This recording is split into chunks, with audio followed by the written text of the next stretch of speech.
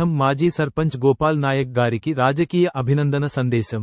ఈ సందేశంలో ఆయన ప్రజల కోసం చేసిన కృషి, గ్రామ అభివృద్ధికి చేసిన సేవలు, మరియు ప్రజల సమస్యలను పరిష్కరించడంలో ఆయన చూపిన నాయకత్వం గురించి ప్రశంసించబడింది.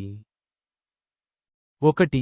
ప్రజానాయకుడు గోపాల్ నాయక్ ప్రజల కోసం పనిచేసే నిజమైన ప్రజానాయకుడని, ఆయన నాయకత్వంలో గ్రామ అభివృద్ధికి చేసిన కృషి ఎప్పటికీ మరవలేనిదని పేర్కొనబడింది. 2. ప్రజా సంక్షేమం ఆయన తన వ్యక్తిగత ప్రయోజనాల కంటే ప్రజల సంక్షేమానికే ప్రాధాన్యత ఇచ్చారని, ప్రజల సమస్యల పరిష్కారంలో ముందుండి పనిచేశారని చెప్పబడింది.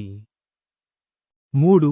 నాయకత్వం పదవిలో ఉన్నప్పుడు మాత్రమే కాకుండా, పదవి లేకపోయినా ప్రజలకు అందుబాటులో ఉండి, గ్రామ పంచాయతీని అభివృద్ధి పథంలో నడిపించారని ప్రశంసించారు.